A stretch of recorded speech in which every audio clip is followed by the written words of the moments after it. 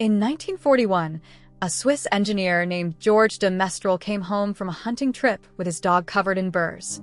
Most people would pick them off and forget about it. He put one under a microscope and found thousands of tiny hooks. That single glance became Velcro, and it was the moment engineers started admitting something uncomfortable. Nature had already invented most of our best ideas, and it never filed a patent. Start somewhere unglamorous. A barnyard. Watch a chicken walk, and its head barely moves. The body bobs, the head stays locked in space, feeding the bird a steady image while everything else shakes. Camera engineers reinvented that reflex in aluminum and call it a 3-axis gimbal, rolling, tilting, and panning to cancel motion. Someone once strapped a camera to a chicken and got smoother footage than a person holding it. In the 1790s, Lazzaro Spallanzani noticed something strange. Blindfold a bat, and it still flies perfectly. Plug its ears, and it crashes into things. Bats scream in ultrasound, roughly 20 to 100 kilohertz, then read the returning echoes to build a map of a pitch-black room. It took us until the Second World War to rebuild that idea out of vacuum tubes and give it a name: sonar. Dolphins run the wetter version.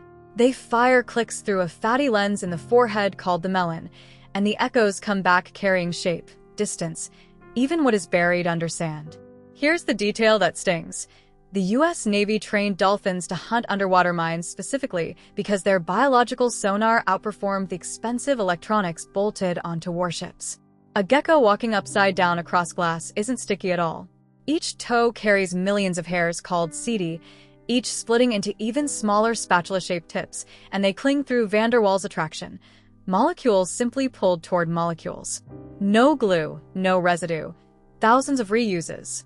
NASA copied it because suction cups are worthless in a vacuum, and gecko-style grippers can catch tumbling space debris. Then there's the mantis shrimp, which sees in a way we can barely put into words. 12 to 16 types of photoreceptor against our 3. Sensitivity stretching from ultraviolet all the way toward infrared. Plus polarized light, an entire channel of information our eyes throw away.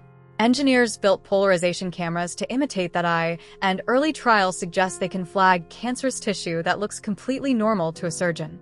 Here's my favorite because it saved a country money. Japan's bullet trains used to fire a thunderclap of compressed air out of every tunnel. An engineer who happened to be a birdwatcher pointed at the kingfisher, a bird that punches into water without a splash, and reshaped the train's nose to match that beak.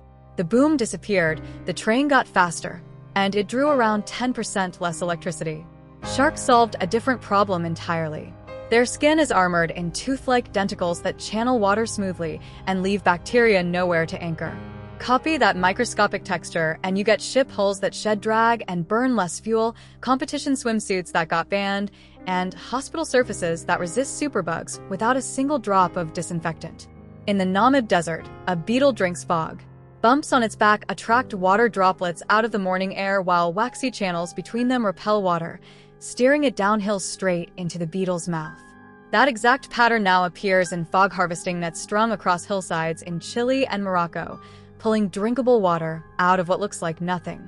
Termites in Zimbabwe build mounds that hold a nearly constant internal temperature all day, using nothing but vents and geometry. An architect in Harare copied that airflow logic for a shopping and office complex called the Eastgate Center.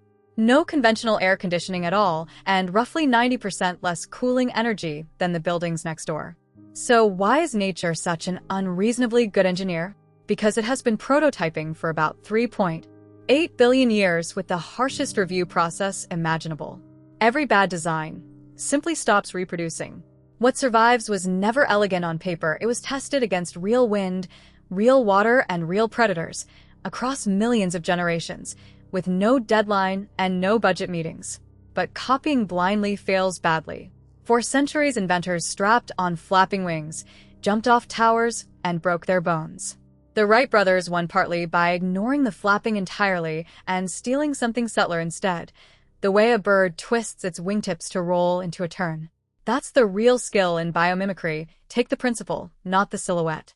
Which means the most valuable engineering documents on this planet may already be walking around unread. In a gecko's foot, on a beetle's back, inside a shrimp's eye. Nature isn't only something to look at and feel calm about. It's something to reverse engineer.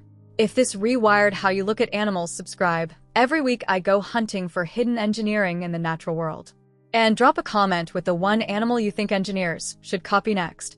I read them, and the strangest suggestion usually becomes the next video.